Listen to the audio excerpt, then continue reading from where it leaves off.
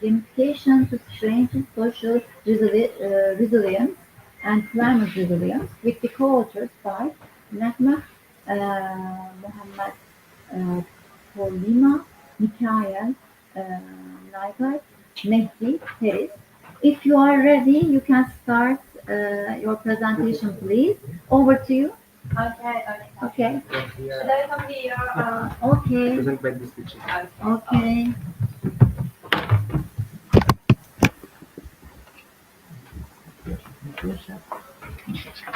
Thank you.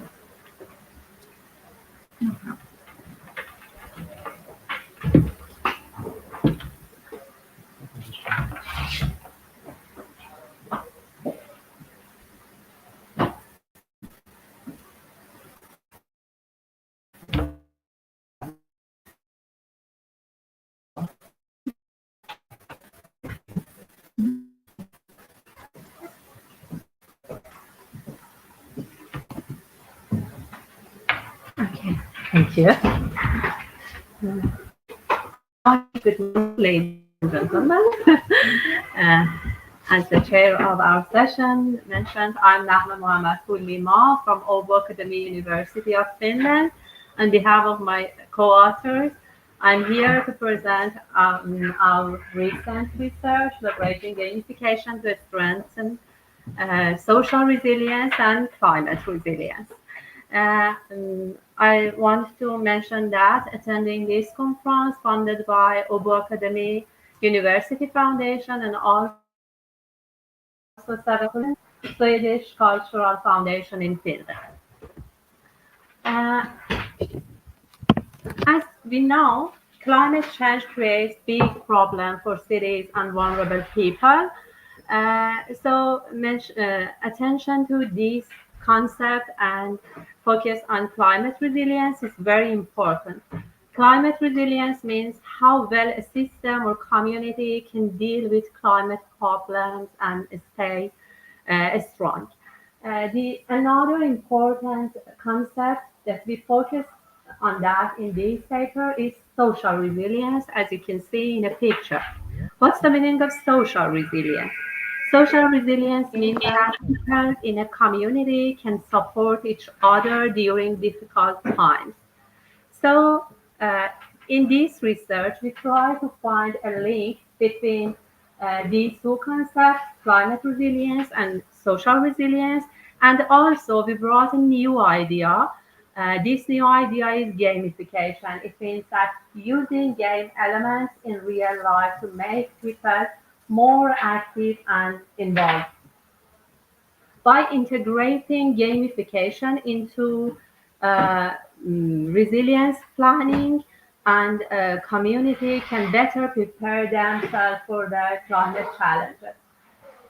This study explored, based on this approach that I mentioned, we posed on two research questions. The first one, what is the relationship between social resilience and climate resilience in urban communities? And the other one, how can gamification be used to enhance social resilience and contribute to climate resilience? As a methodology of this study, we used a quantitative method with a literature review to answer our research questions.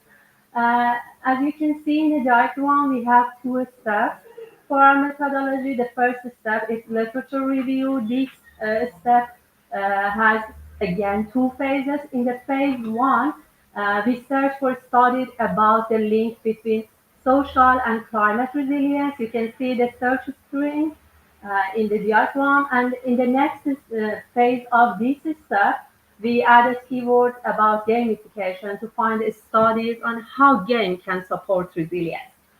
After that, in the second step of the methodology, we synthesize and analyze the results from the previous step and try to give a clear picture of this study. Actually, this study goal is to help city planners, decision makers use gamification to make communities stronger and more climate resilient. So now we can go for the each concept. Uh, the first one, climate resilience in urban communities.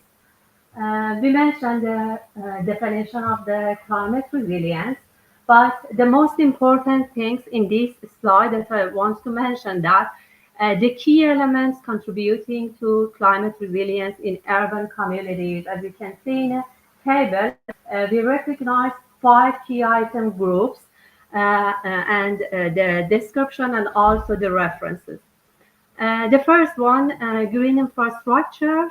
It means that using greening, green roof, and nature-based solution, it can try to have to enhance biodiversity city and also manage water and support nature.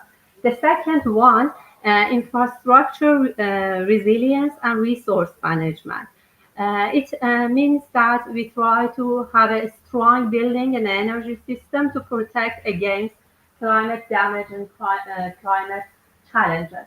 The third one, community engagement and social support. Uh, Actually, it means that involving local communities in planning, fostering social network, and also try to give knowledge to the citizens.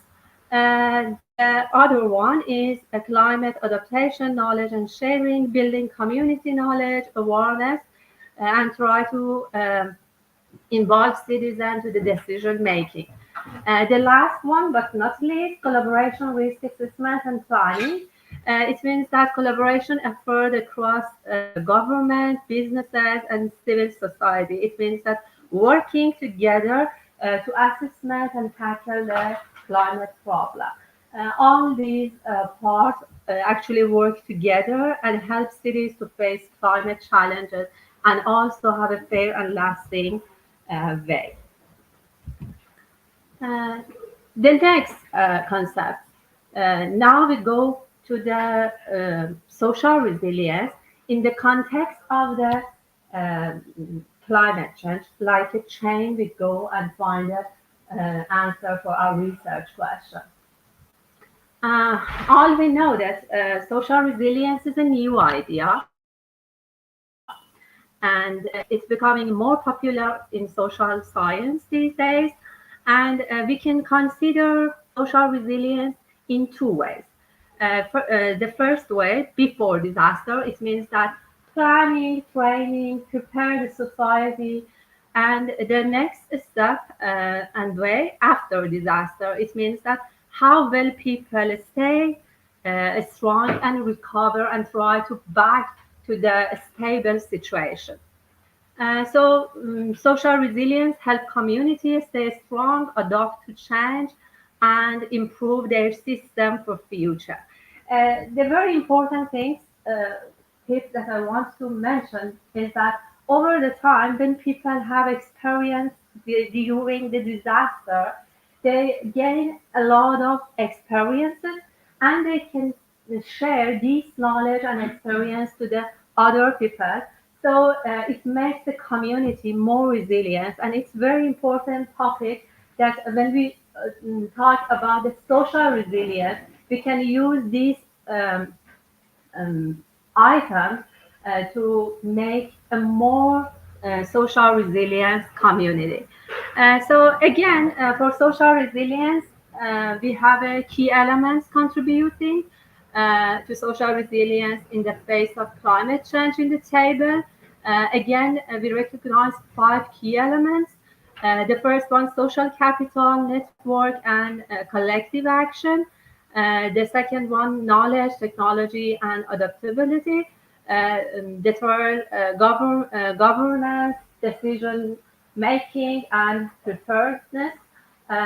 Economy, resources, and um, infrastructure. And the last one, but not least, inclusive cultural and psychological resilience. It's again very important. It mentioned that when we talk about the social resilience, we should consider the culture of that society without consider the cultural and the community background of that society. it's not possible that we have a successful social resilience in a community. Uh, so, uh, the third concept that we consider in our uh, article is gamification. What is the gamification? It means that using game elements in non-game settings to make tasks more fun and engaging. Actually, gamification can help people to change their behavior in a good way. And also, we have it serious game and also gamification. I want to mention that it has some difference. When we talk about a serious game, it means that this part of game are full games made for the learning and training. But when we talk about gamification, it means that it's not full game. We just add some game-like part to regular tasks because we want to encourage people to do some activities. So we consider two aspects of gamification: game apps and urban gamification or gamified places. Uh, Actually, in this study, the way that we use gamification as a tool to support social resilience, it means that how communities stay strong and climate resilience, how they handle climate problems. By reviewing the literature review, we found that gamification can help by getting people involved in community activities, teaching them new things and raising awareness, changing behavior in a positive way, supporting climate action and better planning, and also helping people prepare for disaster. The exact items that we focus on that in this research. As a result of this study, we go through the addressing the research question. Research question one: relationship between social resilience and climate resilience. You can see in a diagram that all the key elements that we recognized in previous steps, we have them in this diagram. Social resilience showed by purple color and climate resilience in blue color. You can see that these two items of resilience and elements, these elements of each concept are interconnected and each influence and reinforce the other. And also each element has direct and indirect connection to elements in the other concepts. So, social resilience and climate resilience, as we can see in the diagram, affect each other. So, improving one also strengthens the other one. To answer the second research question, gamification to enhance social and climate resilience, uh, mm, the key element for social resilience and climate resilience is exactly based on the previous diagram, but in the center of this diagram, we have an element of gamification in the green color, you can see, and how these elements impact on social and climate resilience. Uh, uh, Again, we can see the direct and indirect connection between different resilience factors and also leading to more adaptive and sustainable communities. For the conclusion, and as we in this study, we offer a conceptual framework and we try to encourage urban planner, policy maker that consider new idea for preparing the community in a disaster and climate resilience. But we seriously offer some future research.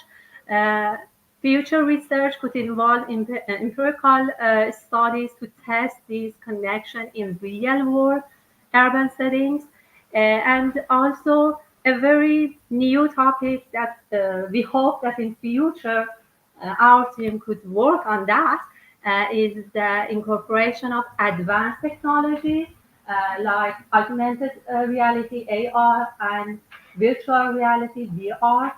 These advanced technology could enhance the impressive experience of gamification, and future studies could explore the use of these technology to simulate the uh, climate-related disaster or test different urban resilience strategy in a controlled and virtual environment. This approach could offer community and urban planners to opportunity to practice crisis management and explore solutions for real-world challenges in risk-free setting. The conclusion of our research and the items that we try to highlight and focus on that is gamification provide a powerful tool to link social and climate resilience by making climate adaptation more engaging and accessible. Actually, gamification could foster learning, participation and action, and playing a key role in building resilience and also sustainable urban future. Thank you so much for your attention. Thank you for the presentation of your paper in which you have addressed a critical concern, namely climate. Yes. Exactly.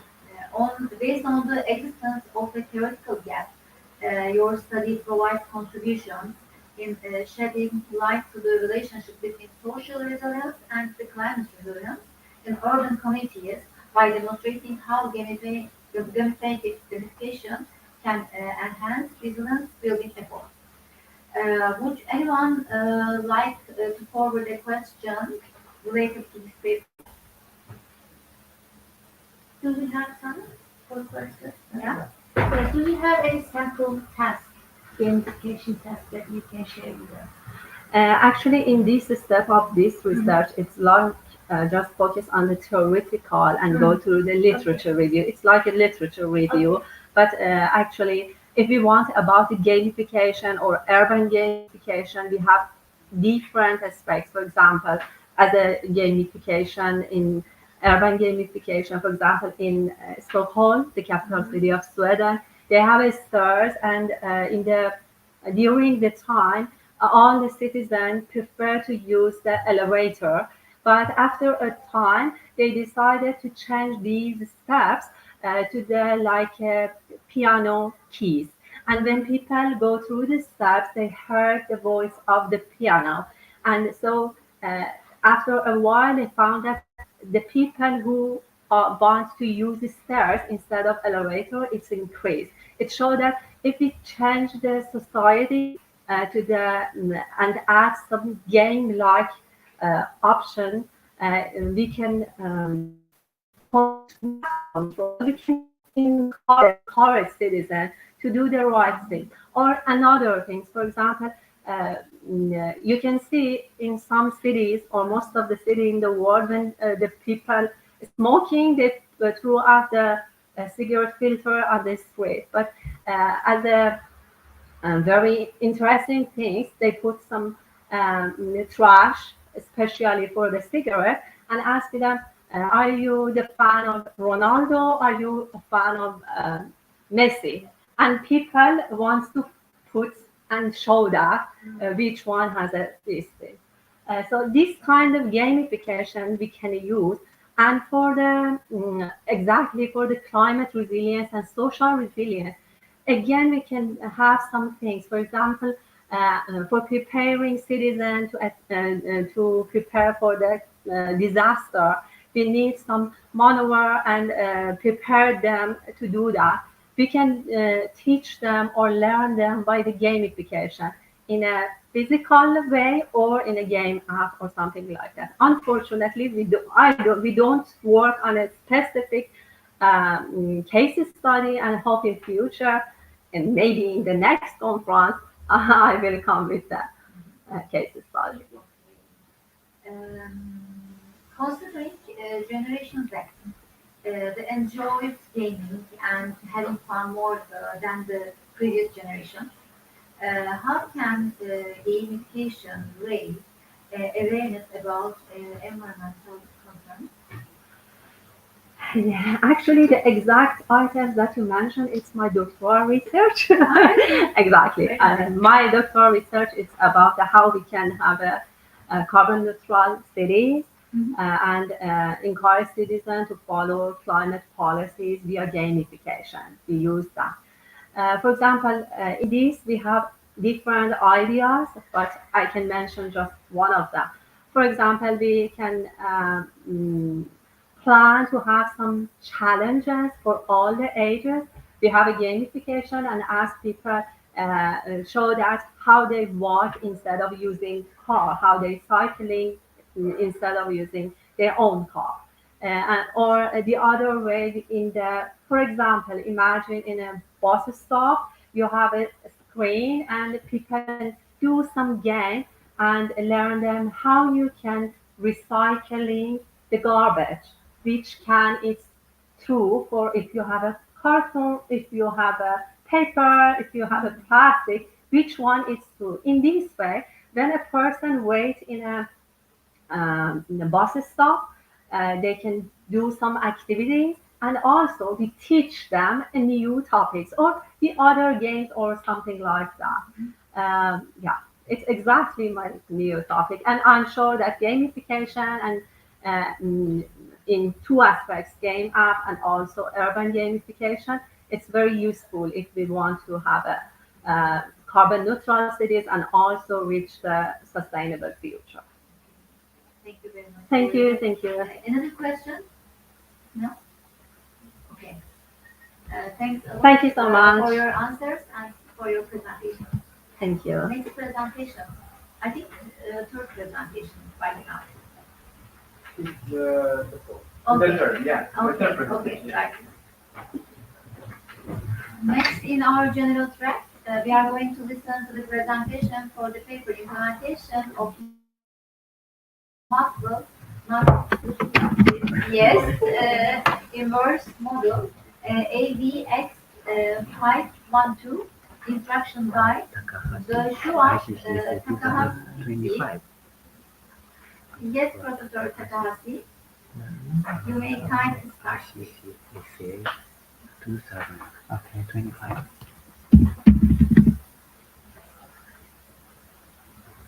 No. No. So, okay.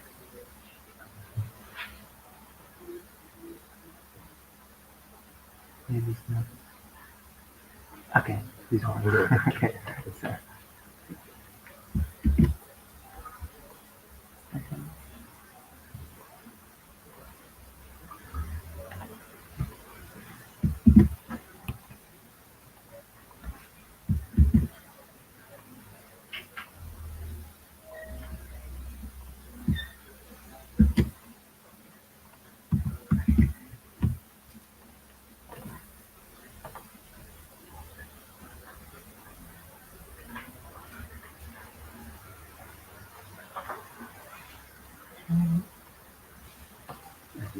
okay, this one.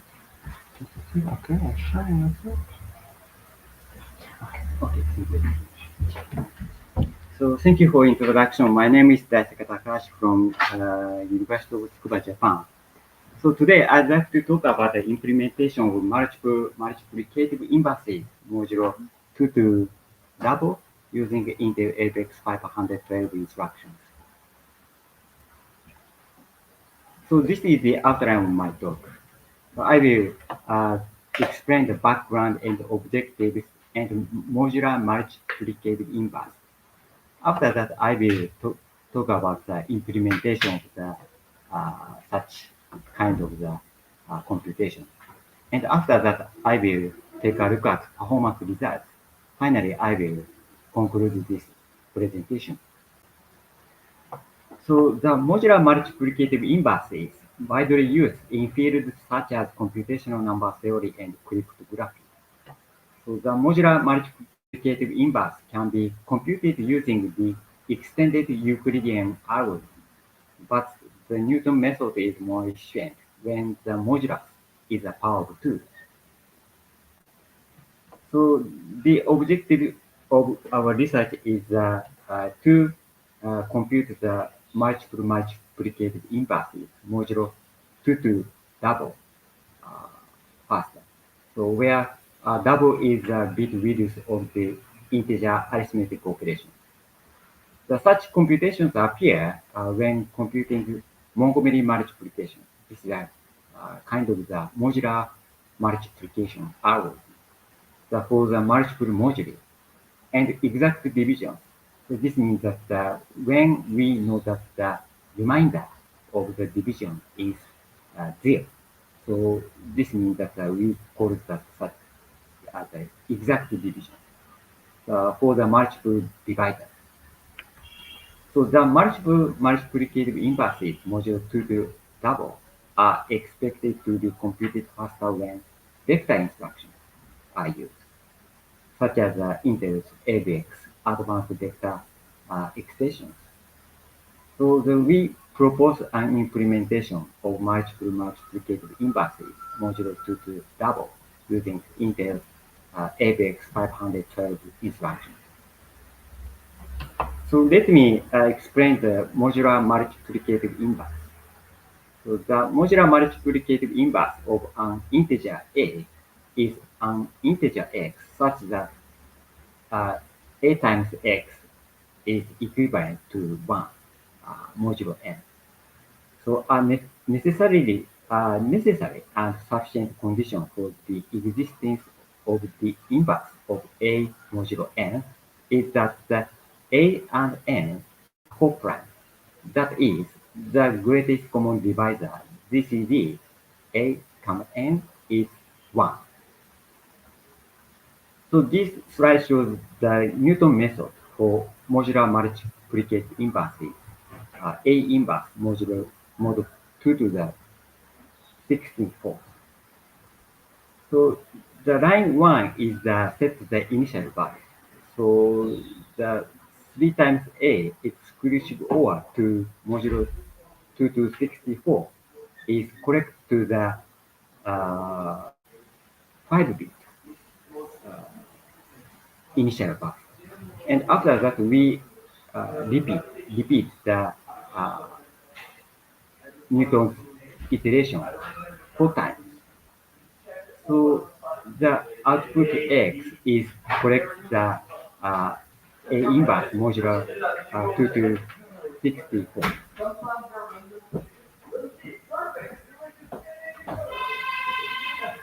And let me talk about the Intel AVX 512 instructions. So the Intel AVX 512 is a 512-bit vector instruction set with several extensions that can be implemented independently. So there are several kinds of the extensions of the AVX 512 instructions. The Intel AVX 512DQ, the double word and quad word instruction set supports the VP mal LQ instruction, so which calculates the lower half of the product of two 64-bit integers.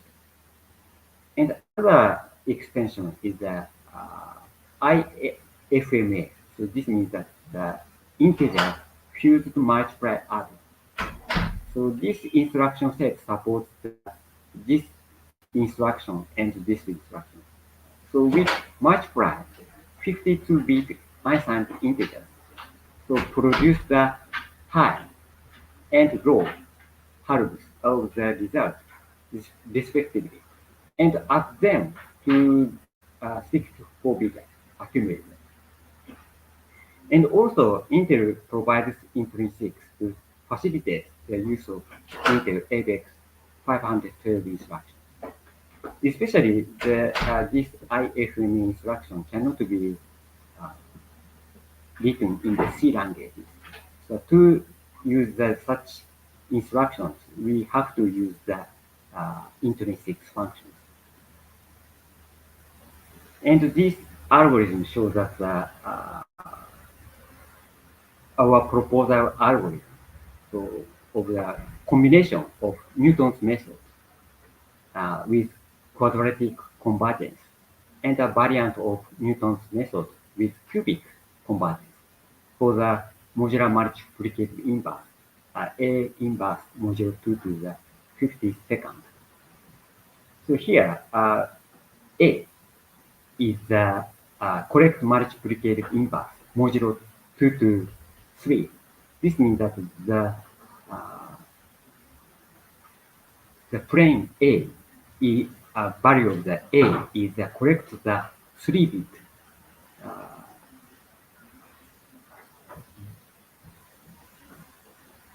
correct multiplicative inverse. So without any arithmetic operation. And to obtain the A inverse modulo 2 to the 52nd, it's sufficient to use a variant of the Newton method with cubic convergence in line 4 uh, and line 3 twice. So this means that the initial value corrects the 3 bits and from line 3 and line 4. So this is a cubic convergence. So after this computation, the correct value is 9 bit. And after that, one more iteration, the correct value is 27 bit. And finally, we apply the quadratic convergence Newton method. So the final result is correct to the 52 bit modular multiplicative inverse. So let me talk about the implementation of the multiple modular multiplicative inverse using the Intel ABX 512 instruction. So this algorithm 3 requires 8 multiplications and 4 additions and 3 subtractions. And the total number of operations in algorithm 3 is greater than that in algorithm 1.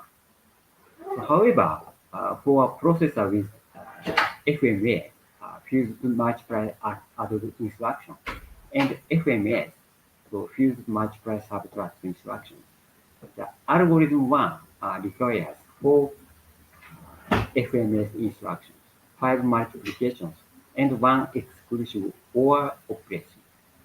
In contrast, our proposed algorithm 3 requires 4 FMA operations, 3 FMS operations, and 1 multiplication. So this is less than the conventional algorithm. And this slide shows the vectorized multiple modular multiplicative inverses of 52-bit integers using Intel ABX 512 intrinsic. So this program iterates algorithm 3 for the VLEN. VLEN means the vector length times on a vector A input of the 52-bit integers. In this program, the beginning the underscore MM512 something is Intel intrinsic for the ABX 512 instruction. So by calling the such intrinsics, we can access the Intel's ABX 512 instructions. And let me talk about the performance results. So to evaluate performance, we compared the performance of the following 3 implementations of multiple modular multiplicative inverses. The first one is a 64-bit implementation using Intel 64 instructions. So this is a scalar operations. So ordinary Intel's processors instructions. And second one is a 64-bit implementations using Intel ABX 512 instructions. So, and the last one is a 52-bit implementation using Intel ABX 512 instructions. So this is our proposal method. And the batch size of the modular multiplicative inverses was varied from 512 to 4096. So the input integer A was set to be a random odd number in the range, such range for the 64-bit implementation. And in the range, this one, for the 52-bit implementation. And each batch of modular multiplicative inverses was executed 1 million times. And the matrix of the evaluation is the number of modular multiplicative inverses per second. So we call that inverse modulo times 10 to 9 per second was calculated based on the average elapsed time. And for the evaluation, we use the Intel Xeon processor. So this processor has 48 cores. However, to focus on vectorization, performance was evaluated on a single core and a single thread. So we use the Intel compiler, and the compile option is like this. So this graph shows that the performance of various implementations of multiple modular multiplicative inverses. The x-axis shows that the batch size. So, and the y-axis shows the inverse modulo times 10 to the 9th per second. So this means the higher is better. And the blue line shows that the Intel 64 instructions. So this is a scalar operation. So this is very slow. And the red dotted line shows that the conventional method. And using the Intel AVX 512 vector instruction. And the green dotted line shows that our proposal method. So AVX 512 with 52. So in this 4096 batch size, our proposal method is performance is decreased. This is because that the data set up to the 2048, so the data set fits into the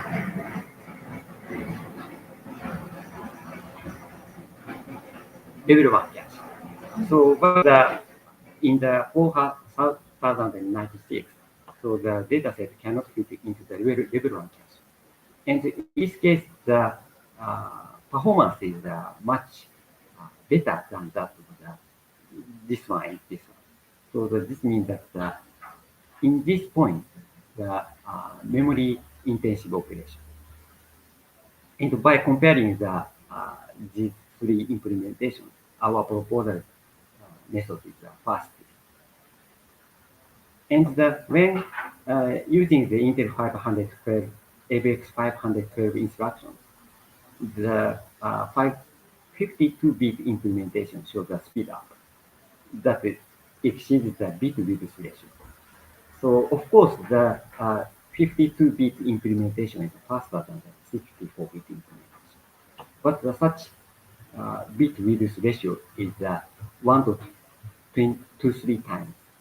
But the actual performance is about 2 times faster of the conventional algorithm. So this is because the 52-bit implementation uses the fewer instructions than the 64-bit implementation.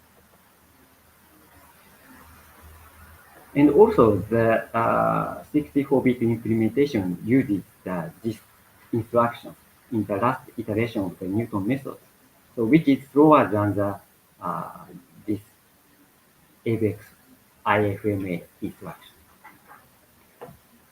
And also the 64-bit implementation using Intel AVX 512 instruction is faster than the 64-bit implementation using the Intel 64 instruction. This is a SCALA instruction. So this is because the Intel AVX 512 instruction calculates the 8 64-bit integers simultaneously. So where the Intel 64-bit instruction calculate one 64-bit integer at a time, because this instruction is a scala instruction and AVX is a vector instruction. So this is the last slide. So we proposed an implementation of multiple multiplicative inverses module 2 to double using Intel AVX 512 instruction. The proposed 52-bit implementation is based on a combination of the Newton's method with quadratic convergence and a variant of the Newton's method with cubic convergence. So the proposed 52-bit implementation is up to uh, about the 11.94 and 1.92 times faster than the previous uh, implementation based on the Newton's method using the Intel 64-bit instruction and Intel AVX 512 instructions respectively on Intel Xeon Platinum processor. So that's all. Thank you very much for your kind attention.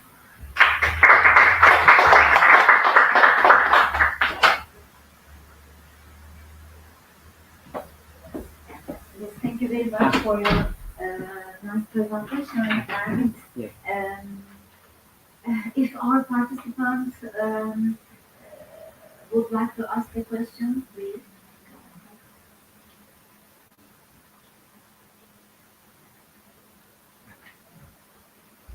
No? You don't have any questions? Okay. Thank you very much. Thank you. Um, uh,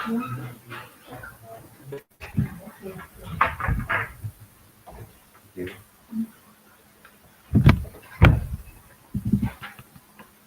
Ah,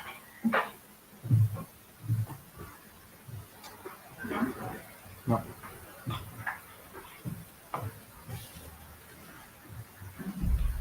digital TV. We have one presentation. Online is virtual, Yeah. but it's not connected. No one is connected. Time because We are waiting other 10 minutes okay. because the first two presenter is not showing also, and maybe we can wait. We have to wait.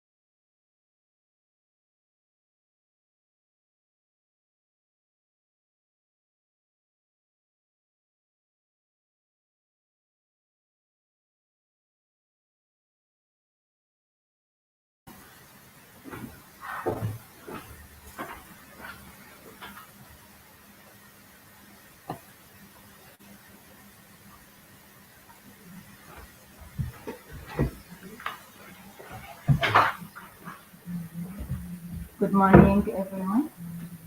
Uh, I'm Dr. Nadia Al-Saidi from University of Technology in Baghdad, Iraq. Um, I will present the paper Gradient Weighted Central Pixel Matching for Efficient Fractal Image Coding.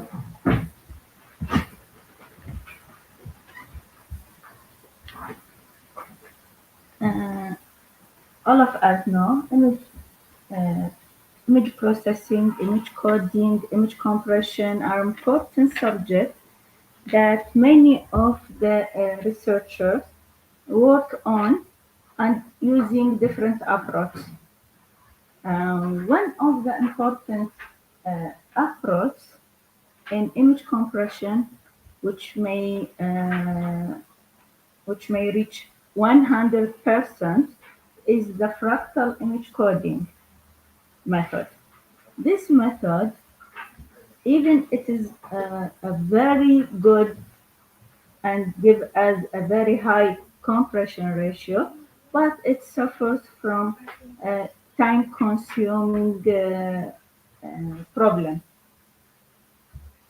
So many researchers try to propose another approach that can reduce the time. So the most important is how to reduce the time of image compression using the fractal approach.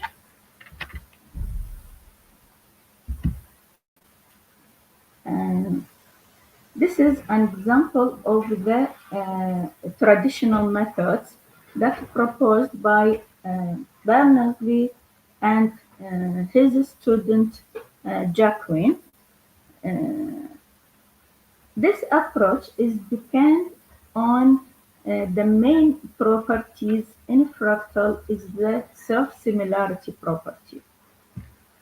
So in any image, we can find some parts that are similar to each other.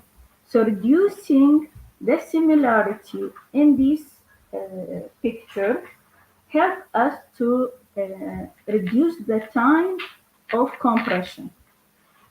Victoria, there is no aircon. Maybe we can open the door. Huh? Too hot. Let's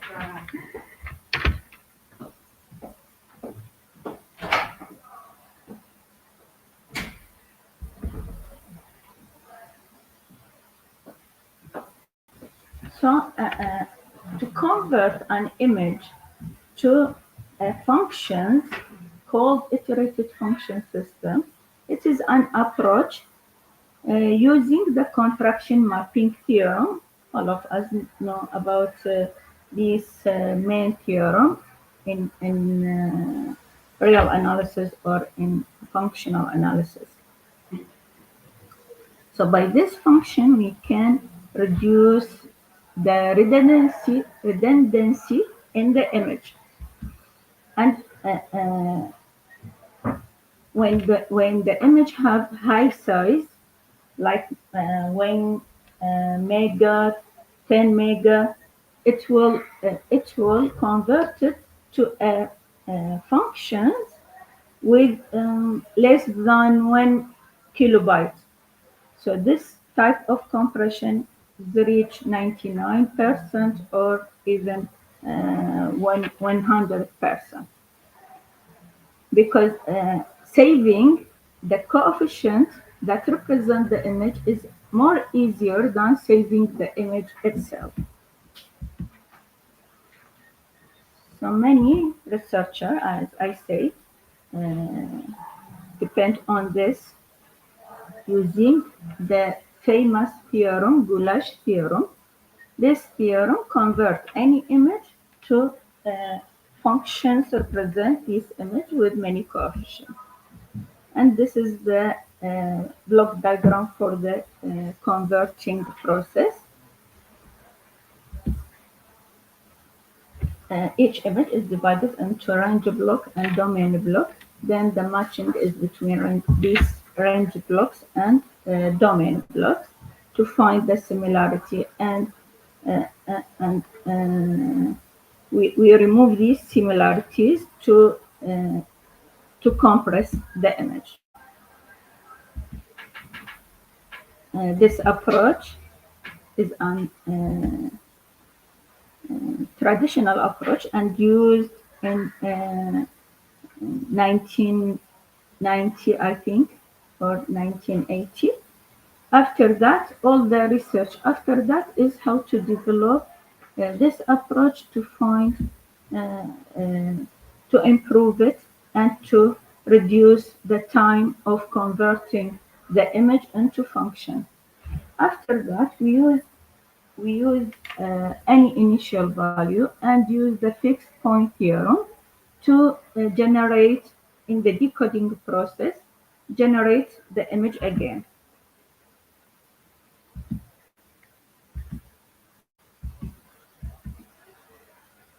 This is the process of input the image and read the image and divide the image into domain block and range block, and then compare between domain block and range block using Euclidean metric and many mathematical process to get the image again. In this paper, this is all the process using the traditional approach.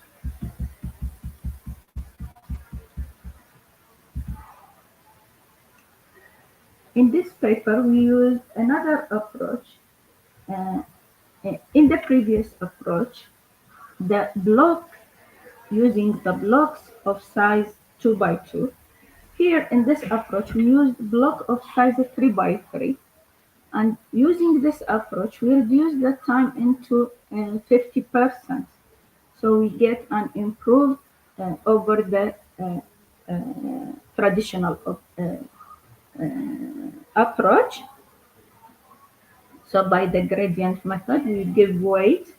We take a central pixel, and all the edges of these central pixels have a weight, give it a weight, and then we use some mathematical equation to find the base range block that match the base domain block, sorry, that match the range block. And here we used some evaluation metric like PSNR or many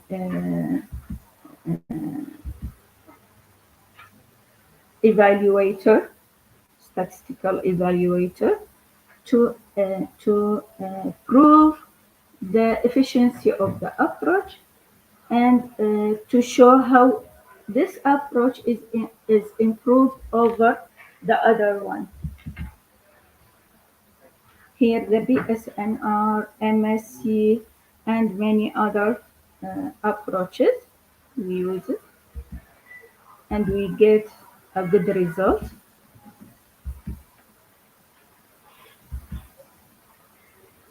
Here are some results using some known pictures of images. They are in the paper, and we compare the approach of maximum pooling between the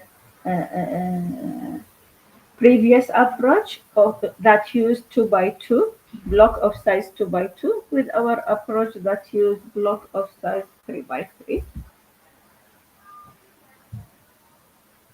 And here all the comparison depend on the evaluator that I mentioned and how to improve the time. Here is the time based on different weighted. The weight that we take is between 0 and 1.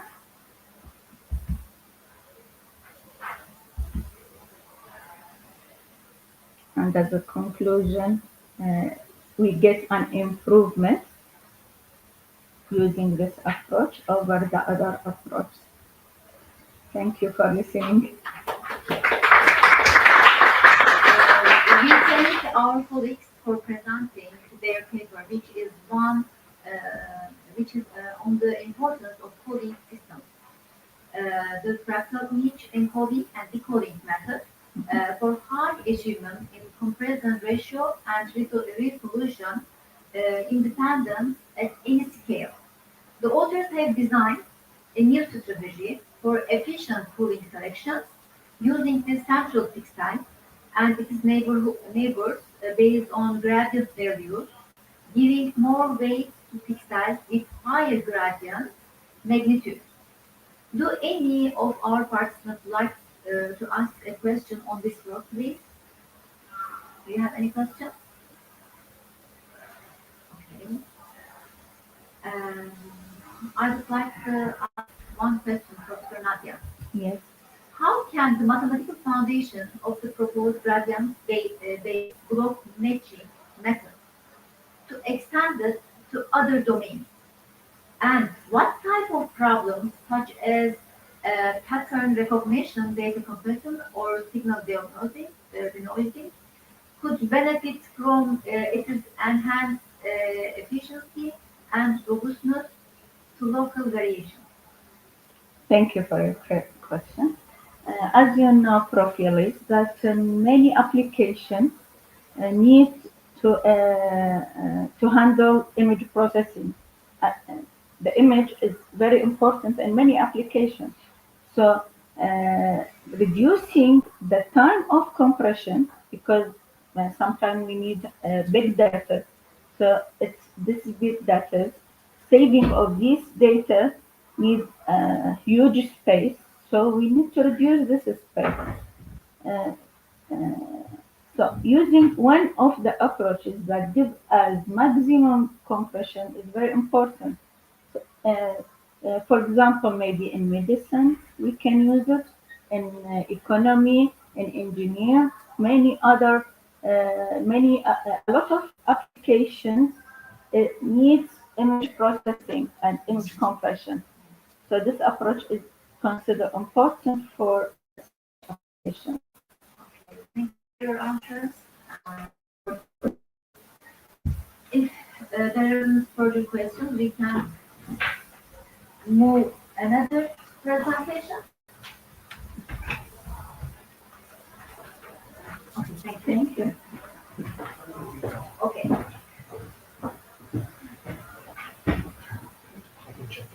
Okay.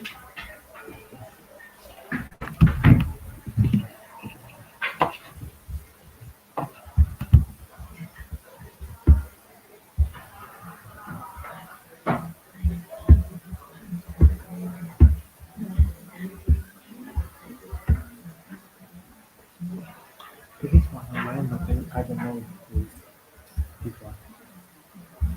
I don't know if it's presenter or not. Hello. Hello, teacher. Yeah, it's someone connected, but hello, teacher. Are you a presenter in this room or no?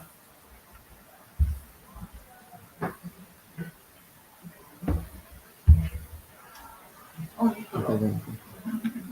Okay. Because it's not identified. Dear participants and esteemed colleagues, this brings us to end of this general break. On this occasion, I would like to thank all participants for their valuable inputs and contributions, which they have provided through their papers and presentations they have delivered. Hoping to meet you in our upcoming conferences and academic events. I think you enjoy the opening ceremony now and the remaining parts. ICCSA 2025 conference in Istanbul, Turkey. Thank you. Opening ceremony.